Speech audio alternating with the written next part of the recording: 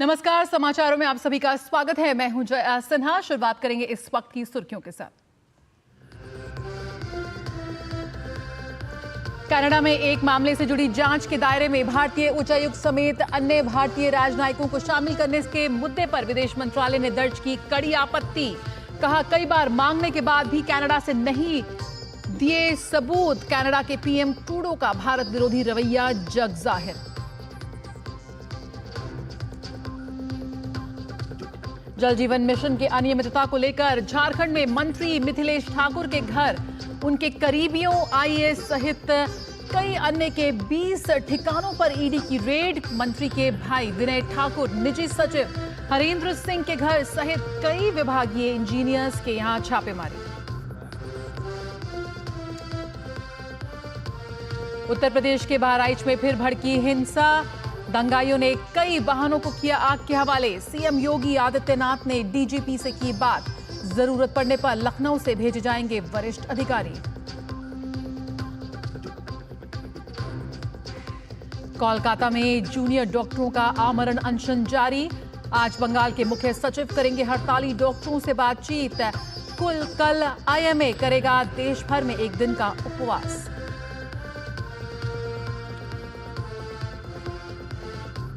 पुणे से Mumbai crime branch के हत्थे चढ़ा शुभम लोणकर। बाबा सिद्दीकी हत्याकांड के दोनों गिरफ्तार आरोपियों को शुभम ने पुणे में दी थी शरण।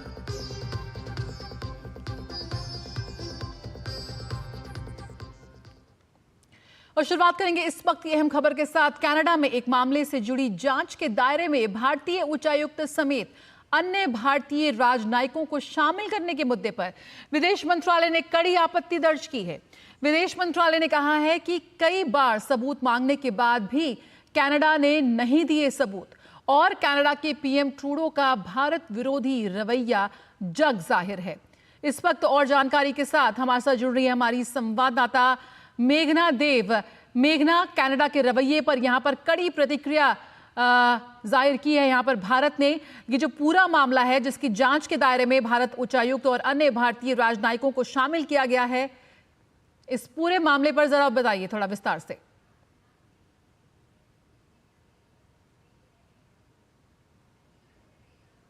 तो कनाडा के रवैये पर भारत की कड़ी प्रतिक्रिया। यहां पर यह मामला है जहां पर एक जांच से जुड़े मामले में यहां पर भारतीय उच्चायुक्त और जो अन्य भारतीय राजनयिक हैं उनको उस जांच में शामिल किया गया है और इस पर यहां पर विदेश मंत्रालय ने अपनी कड़ी आपत्ति दर्ज की है।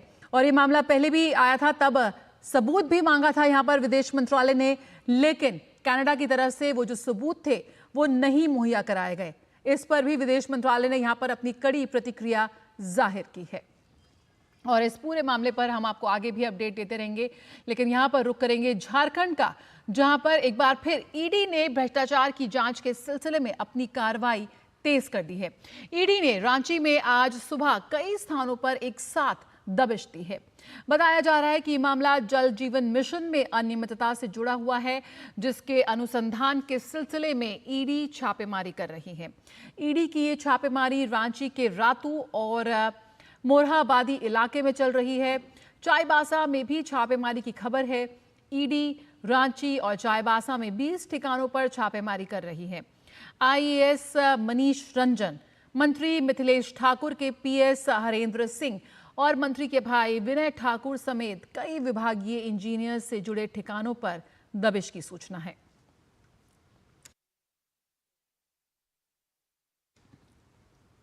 तो ईडी की ताबड़तोड़ कार्रवाई।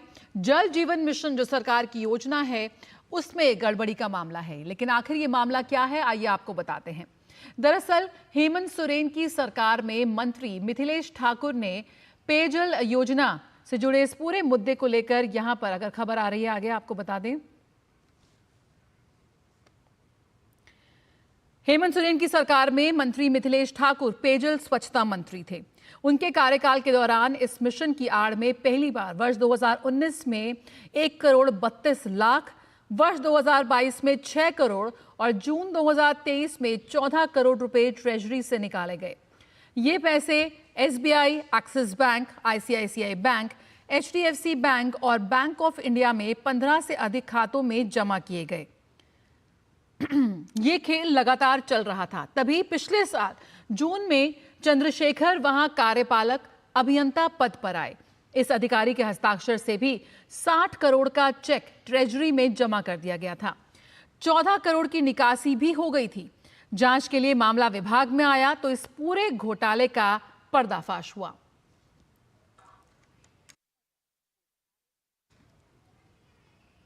तो यहां पर मुश्किल में मिथिलेश ठाकुर।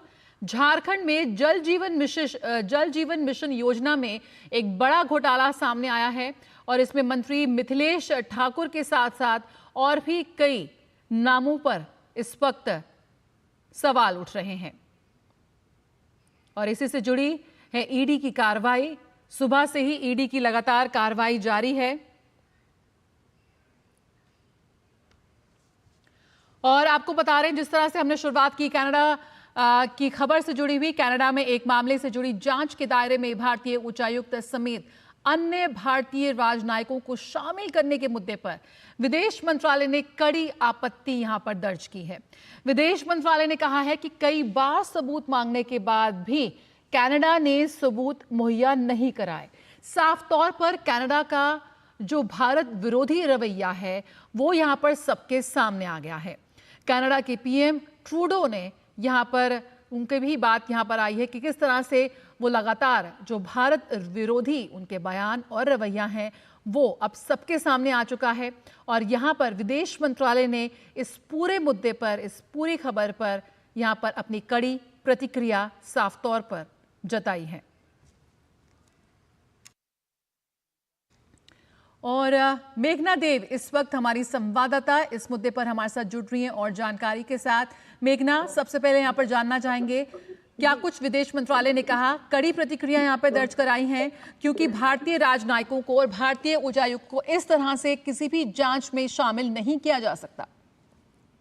बिल्कुल, बहुत ही कड़ी प्रतिक्रिया जिस तरीके से आपने कहा गया और इसके साथ ही बड़े कड़े शब्दों में कनाडा जिस तरीके से लगातार एक हॉस्टाइल एटीट्यूड रख रहा है इंडिया के तरफ और हम देखते हैं लगातार जो स्टेटमेंट्स भी आते हैं वो भी इंडिया की तरफ जो हॉस्टाइल होते हैं उसको काफी ज्यादा बड़ी तरीके से भारत ने एक्सपोज किया है स्टेटमेंट में। इस स्टेटमेंट में सबसे पहले लिखा गया है कि जो डिप्लोमेटिक कम्युनिकेशन कनाडा की तरफ से आया था जिसमें भारतीय उच्चायुक्त और उसके साथ ही अन्य जो डिप्लोमेट्स हैं उन्हें संदिग्ध बताया गया है एक मैटर में जो जिसके बारे में इन्वेस्टिगेशन उस देश में जारी है। लेकिन भारत का ये कहना है और लगातार भारत सरकार एविडेंस सबूत मांग रही है इस मामले में, लेकिन जो कैनेडियन गवर्नमेंट है, कनाडा की सरकार है, वो कोई भी ऐसा सबूत देने में, ऐसा अंग्रेजी में लिखा गया है, Canadian government has not shared a shred of evidence, कोई भी एक छोटा सा भी सबूत नहीं दिया गया है कनाडा की सरकार के द्वारा शेयर किया गया है भारत सरकार से। और अगर हम देखें कि इसी परिस्थिति में ये डाउट भारत की तरफ से कहा गया है कि इससे इस बात का शक पैदा होता है कि इस इन्वेस्टिगेशन की आड़ में एक डेलिब्रेट स्ट्रैटेजी है कि भारत के नाम को खराब किया जाए पॉलिटिकल गेन्स के लिए। और लगातार बार बार भारत सरकार ने सबूत की मांग की है, उसको असर्ट किया गया है, बारे में उसको असर्शंस मिले हैं उस जवाब में, लेकिन सबूत कभी भी सामने नहीं दिए गए हैं।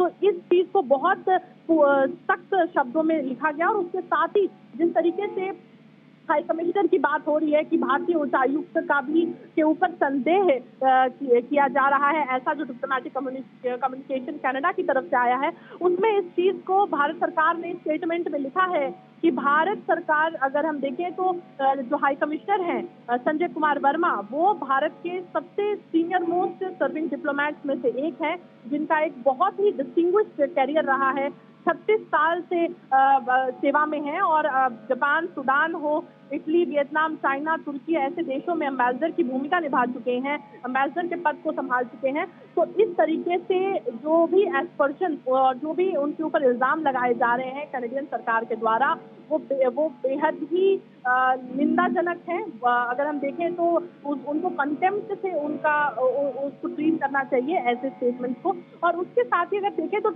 भारत सरकार ने अपने स्टेटमेंट में इस बात को लिखा है कि ट्रूडो गवर्नमेंट ने बार बार वायलेंट एक्सट्रीमिस्ट टेररिस्ट को हरास करने के लिए स्पेस दिया है, थ्रेटन करने के लिए भारतीय डिप्लोमेट्स और कम्युनिटी लीडर्स को कनाडा में लगातार, अगर हम देखें तो जया खबरें आती रहती हैं कि भारतीय डिप्लोमेट्स को ये डेथ थ्रेट्स मिल रहे हैं, भारतीय डिप्लोमेट्स को वायलेंट एक्सट्रीमिस्ट और टेररिस्ट हरास कर रहे हैं, थ्रेटन कर रहे हैं, उनको डराया धमकाया जा रहा है कनाडा की धरती पर।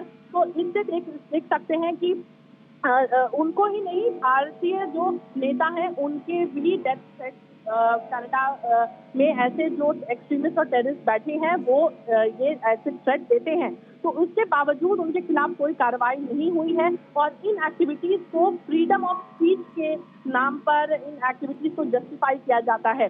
कई ऐसे इंडिविजुअल्स हैं जो कनाडा इलीगली एंटर कर चुके हैं, उनकी सिटीजनशिप को फास्ट ट्रैक किया जाता है। मल्टीपल जो एक्सट्राडिशन रिक्वेस्ट भारत ने भेजे हैं कनाडा की सरकार को, ऐसे टेररिस्ट और ऑर्गेनाइज्ड क्राइम लीडर जो कनाडा में रह रहे हैं उनके एक्सट्राडिशन रिक्वेस्ट भारत ने भेजी है कनाडा में, उसके बावजूद कनाडा की सरकार ने इस पर कोई भी कदम नहीं उठाया है। तो लगातार भारत जिस तरीके से, और इतना ही नहीं, इस साल अगर हम देखें पिछले साल भी इस महीने के आसपास एक जो राजनयिकों की जो संख्या होती है हाई कमीशन में, उसके रिगार्डिंग भी भारत ने कनाडा को कहा था कि अपने जो डिप्लोमेट की संख्या है अपने हाई कमीशन में भारत में, उसको कम किया जाए। तो कई ऐसे लगातार ऐसी परिस्थिति खड़ी हो रही है, लगातार कनाडा की तरफ से अनवारंटेड एलिगेशंस कहें या कॉन्कॉक्टेड एलिगेशंस कहें, ताकि डेलिबरेट स्ट्रैटेजी जिसे कह सकते हैं, ताकि भारत को अपने पॉलिटिकल एजेंडे के लिए भारत के नाम को खराब किया जाए। ऐसी जो कोशिशें हैं लगातार, उसके खिलाफ भारत ने बहुत ही स्ट्रॉन्ग स्टेटमेंट दिया है। बिल्कुल, यहाँ पर साफ तौर पर भारत ने लगातार कहा कि या तो आप सबूत दें वरना इस तरह के बेतुके आरोपों से बचे। लेकिन साफ तौर पर जिस तरह के आरोप और बेतुके सवाल यहाँ पर सामने आ रहे हैं मेघना, जिसे सिरे से यहाँ पर भारत ने खारिज कर दिया है। लेकिन ये जो कहीं ना कहीं राजनीति से प्रेरित पूरा एक तरह का कनाडा के पीएम ट्रूडो का एक राजनीतिक एजेंडा है जो सामने आ रहा है, कह सकते हैं एक वोट बैंक की राजनीति से प्रेरित होकर वो इस तरह के बयानबाजी करते हुए नजर आ रहे हैं। क्योंकि यहाँ पर भारत की तरफ से साफ तौर पर कहा गया है कि या तो आप सबूत दें, नहीं तो अपनी धरती पर जो आतंकवादी इस वक्त पनप रहे हैं उनके खिलाफ एक्शन लें।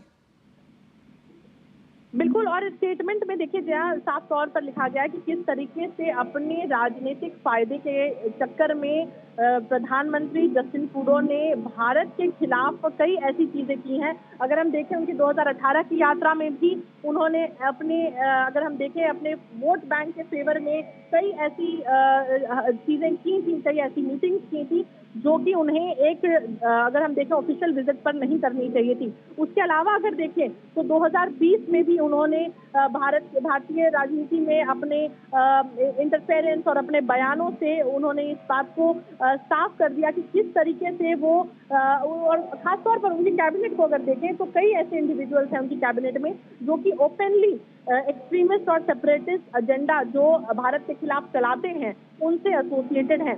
तो इस बात में कोई दो राय नहीं है, कोई शंका नहीं है कि अपने छोटे से राजनीतिक फायदे के कारण लगातार एंटी इंडिया सेपरेटिस्ट एजेंडा के साथ ट्रूडो की सरकार खड़ी रही है। प्रधानमंत्री ट्रूडो भी इसके साथ खड़े रहे हैं जो लोग एंटी इंडिया सेपरेटिस्ट एजेंडा चलाते हैं। और उसके साथ ही ये जो डिप्लोमेटिक कम्युनिकेशन आया है जिसमें भारतीय जो उच्चायुक्त हैं और उसके साथ ही जो भारतीय डिप्लोमेट्स हैं उनके ऊपर संदेह किया जा रहा है, उसी के कारण, उसी के जवाब में भारत ने इन सभी चीजों को पूरे तरीके से साफ शब्दों में एक्सपोज किया है। बिल्कुल, तो यहाँ पर भारत की दो टूक कनाडा को सबूत दो या फिर जो अपनी जमीन पर जिस तरह के आतंकवादी पनप रहे हैं और आगे बढ़ रहे हैं उनके खिलाफ सीधे तौर पर एक्शन लो।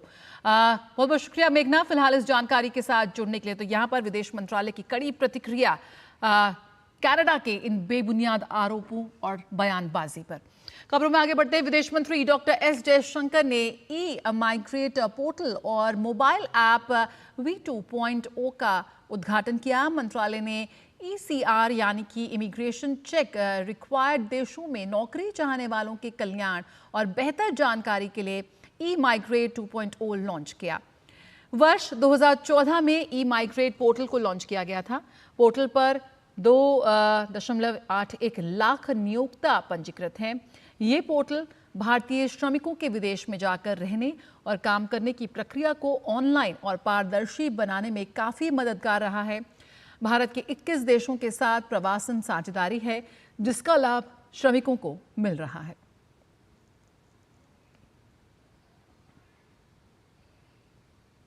उद्घाटन के बाद संबोधित करते हुए विदेश मंत्री एस जयशंकर ने विदेश में काम करने वाले मजदूरों के हित में इस पोर्टल को मील का पत्थर बताया।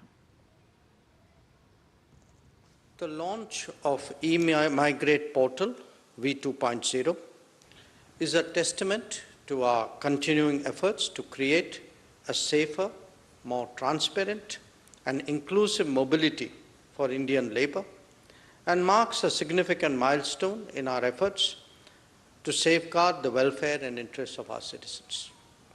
This is important because it also aligns with Goal 10 of the 2030 Agenda for Sustainable Development Goals, which promotes facilitation of orderly, safe, regular and responsible migration and mobility of people. और अब बात करेंगे UP के बहराइच की, जहां पर एक बार फिर हिंसा भड़की है। दंगाइयों ने कई वाहनों को आग के हवाले कर दिया। इलाके में भारी सुरक्षा बल तैनात हैं। 30 उपद्रवी हिरासत में लिए गए हैं। सीएम योगी के निर्देश पर होम सेक्रेटरी संजीव गुप्ता और एडीजी लॉ एंड ऑर्डर मौके पर पहुंचे हैं। हिंसा प्रभावित इलाके महसी और महाराजगंज में इंटरनेट सेवा बंद कर दी गई है। आज सुबह महसी से महाराजगंज के बीच 3 किलोमीटर परिक्षेत्र में भयंकर तोड़फोड़ और आगजनी की घटनाएं हुई हैं। डीएम, एसपी सहित मंडलायुक्त आदि सहित 6 फायर ब्रिगेड गाड़ियां मौके पर।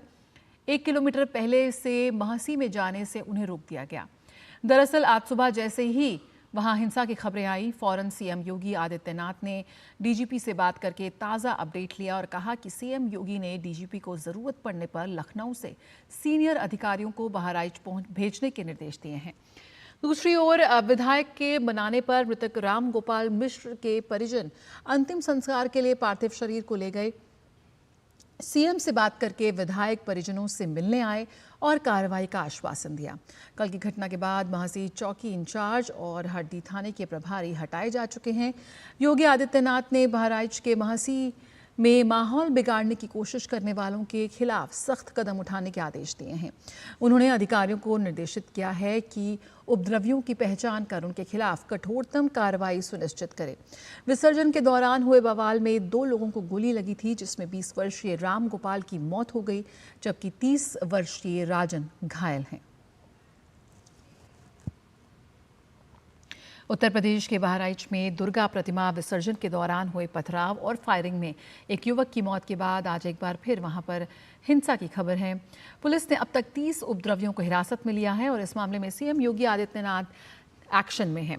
सीएम योगी ने डीजीपी से बात करके मामले का ताज़ा अपडेट लिया। सीएम योगी के निर्देश पर सेक्रेटरी होम संजीव गुप्ता एवं एडीजी लॉ एंड ऑर्डर मौके पर पहुंचे। साथ ही हिंसा प्रभावित इलाके महसी, महाराजगंज आदि इलाकों में इंटरनेट बंद कर दिया गया। वहीं मुख्यमंत्री योगी ने इस मामले पर विधायक से गंभीरता से बातचीत की, जिसके बाद विधायक ने परिजनों को सख्त कार्रवाई करने का आश्वासन दिया है।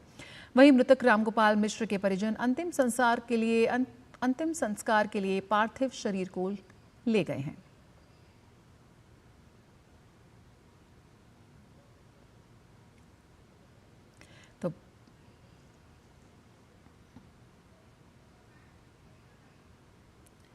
बहराइच में दुर्गा पूजा के जुलूस के दौरान हुए तनाव पर उत्तर प्रदेश के डिप्टी सीएम ब्रजेश पाठक ने आरोपियों पर सख्त कार्रवाई की बात कही है। उन्होंने कहा कि किसी को भी कानून तोड़ने की इजाजत नहीं है। कानून से किसी को भी खिलवाड़ करने की इजाजत नहीं है। जो भी दोषी होगा, जांच चल रही है, कड़ी कार्रवाई होगी। स्थिति सामान्य है और दोषियों की पहचान की जा रही है। अनुशासन का पालन करवाने में यदि पुलिस के अधिकारी कर्मचारियों को भी लापरवाही पाई गई तो उन पर भी कड़ी कार्रवाई। लॉ एंड ऑर्डर को मेंटेन करेंगे। हर स्थिति में लोगों को कल्याणकारी कानून व्यवस्था वाला राज्य की सरकार प्रदान करेगी। यूपी के बहराइच में मूर्ति विसर्जन को लेकर दो समुदायों में झड़प के बाद वहां हालात पर नियंत्रण के लिए योगी सरकार पूरे एक्शन में नजर आ रही है। इस पूरे मामले पर यूपी भाजपा अध्यक्ष भूपेंद्र चौधरी का साफ तौर पर कहना है कि इस मामले में दोषियों के खिलाफ सरकार कड़ी कार्रवाई करेगी। वहीं प्रियंका गांधी वाड्रा के ट्वीट पर उनका कहना है कि प्रशासन वहां लगातार स्थिति को नियंत्रण में करने में लगा हुआ है। वहीं यूपी में 10 सीटों पर होने वाले उपचुनाव के सवाल पर उनका कहना है कि सभी 10 सीटों पर बीजेपी ही जीत हासिल करेगी और जल्द शीर्ष नेतृत्व उम्मीदवारों के नाम की घोषणा करेगा। वहीं कांग्रेस के बीजेपी को आतंकवादी बताने पर उन्होंने कांग्रेस पर भी निशाना साधा। भूपेंद्र चौधरी से खास बात की हमारे वरिष्ठ सहयोगी अनुभव शुक्ला ने। उत्तर प्रदेश के बहराइच में मूर्ति विसर्जन के दौरान दो समुदायों के बीच जिस तरीके से हंगामा हुआ, बवाल हुआ है, कहीं ना कहीं जो महसी इलाका है बहराइच का, वहां पर तनावपूर्ण स्थिति है। सरकार हालांकि एक्शन में। हमारे साथ उत्तर प्रदेश बीजेपी के प्रेसिडेंट भूपेंद्र चौधरी जी हैं, उनसे जानेंगे। भूपेंद्र जी, कि जिस तरीके से हुआ मूर्ति विसर्जन के दौरान हंगामा हुआ, बवाल हुआ, काफ़ी टेंशन है इस वक्त उस इलाके में। सरकार सजग है और सरकार ने सजगता के साथ इस पर कार्रवाई की है और माननीय मुख्यमंत्री जी ने इसे संज्ञान लिया है और सरकार उस पर पूरी निगाह रखे हुए है। हम लोग जांच करा रही है हमारी सरकार, और जांच में जो भी दोषी पाए जाएंगे, इस घटनाक्रम के पीछे और दंगाइयों के पीछे कौन लोग खड़े हैं और कौन कौन इस षड्यंत्र में शामिल है, सरकार इस पर कठोर कार्रवाई करेगी। मुझ और मेरी पार्टी के और मेरी संवेदना पीड़ित परिवारों के साथ है, लेकिन सरकार सजगता के साथ इस पर कार्रवाई कर रही है और जो भी दोषी हैं, जो अपराधी हैं, उन सबके खिलाफ सरकार कार्रवाई करेगी। प्रियंका गांधी वाड्रा प्रशासन को कहीं ना कहीं कह रहे हैं कि निष्क्रिय रहा, इस वजह से ऐसा हुआ, ट्वीट किया उन्होंने। नहीं, प्रशासन सजगता के साथ इस पर कार्रवाई कर रहा है, लेकिन एक षड्यंत्र है ये, और षड्यंत्र के पीछे जो जो लोग हैं उन सबके खिलाफ सरकार बगैर किसी भेदभाव के निष्पक्षता से जांच करा रही है और जो लोग पीछे हैं इसके उनके सबके खिलाफ कार्रवाई होगी। ये दोषियों को बख्शेंगे नहीं, ये मैसेज आप दे रहे हैं। हाँ, निश्चित रूप से जो अपराधी हैं और जिन्होंने इस अनैतिक काम में, इस दंगे में शामिल हैं और जिन लोगों ने दंगा भड़काने का काम किया, उन सब के खिलाफ सरकार कार्रवाई करेगी। जी, यूपी में भी 10 सीटों पर उपचुनाव होना है। हरियाणा के बाद बीजेपी काफ़ी, हम कहें तो, उत्साहित है। आप लोगों की बैठक भी हुई है। क्या वो कैंडिडेट के नाम तय हो गए हैं? कौन लड़ेगा? सहयोगियों को सीट देंगे, नहीं देंगे? हमारे यहाँ प्रत्याशी चयन की एक प्रक्रिया है। हम लोगों ने नीचे से बातचीत करके, राय शुमारी करके, अपने कार्यकर्ताओं से बातचीत करके जो भी नाम आए वो केंद्रीय नेतृत्व को सौंप दिए हैं। अब केंद्रीय पार्टी को निर्णय लेना है। भारतीय जनता पार्टी, हम अपने एनडीए के सहयोगियों के साथ 10 की 10 सीटें पर लड़ेंगे और हमारी पूरी तैयारी है संगठन की दृष्टि से भी, और हम लोगों ने सारे सब काम कर लिए हैं अपने संगठन के, और सदस्यता अभियान में भी हमने इन 10 सीटों को चिन्हित करके अधिकतम सदस्यता लक्ष्य को पूरा किया है। तो भारतीय जनता पार्टी एनडीए के घटक दलों के साथ 10 की 10 सीटें लड़ेगी और योगी जी के नेतृत्व में जीतेगी। ये अखिलेश यादव जब से 24 का लोकसभा चुनाव जीते, बहुत उत्साहित है, उनके कार्यकर्ता उत्साहित हैं। वो कह रहे हैं कि उपचुनाव में भी हम ही सब सीटें जीतेंगे, बीजेपी को जीतने नहीं देंगे। अब निर्णय जनता को करना है, लेकिन काट की हांडी बार बार नहीं चढ़ती। जिस प्रकार से एक नेगेटिव एजेंडा चलाकर उन्होंने प्रचार करके लोगों को गुमराह करने का काम किया, और देश और प्रदेश की जनता इनके एजेंडे को सब जान गई। कांग्रेस का और समाजवादी पार्टी का एजेंडा समाज में जाति, भाषा, क्षेत्र के नाम पर टकराव पैदा करना, समाज को जाति के नाम पर बांटना है, लेकिन काट की हांडी बार बार नहीं चढ़ती। अब पूरा समाज एकजुट है और हमारी सरकार ने योगी जी के नेतृत्व में उत्तर प्रदेश में और मोदी जी के नेतृत्व में जो काम किए हैं, उन कामों का लेखा जोखा लेकर हम जनता के बीच में जाएंगे। एक सवाल यह है कि खड़गे कह रहे हैं कि कांग्रेस के अध्यक्ष हैं, राष्ट्रीय अध्यक्ष, वो कह रहे हैं कि बीजेपी आतंकवादी है। आतंकवादियों के साथ कौन संरक्षण में खड़े रहते हैं लोग?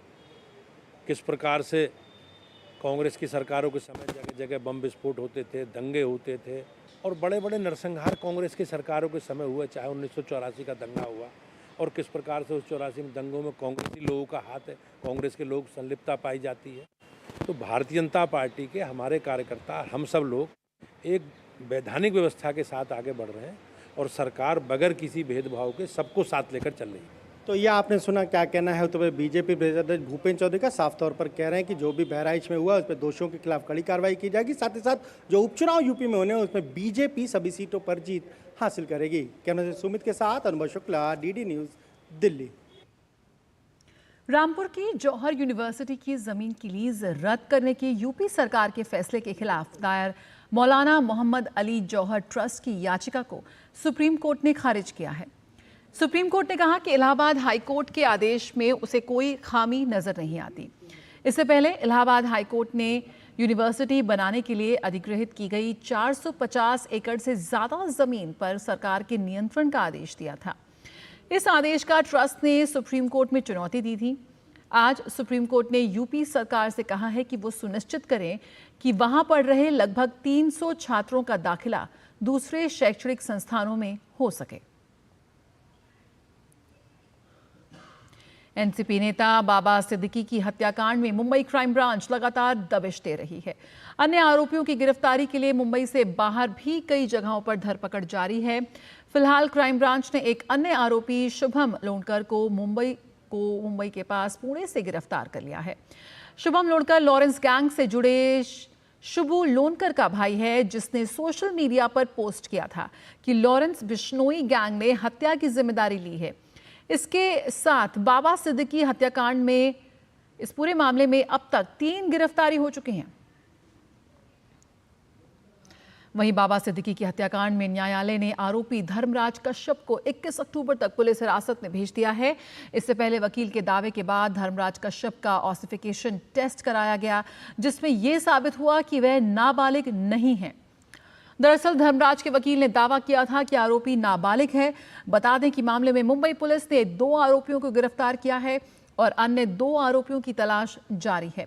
गिरफ्तार किए गए आरोपियों में से एक का नाम गुरमेल बलजीत सिंह है, जो हरियाणा कैथल का रहने वाला है, जबकि दूसरे का नाम धर्मराज राजेश कश्यप है, जो उत्तर प्रदेश के बहराइच का रहने वाला है।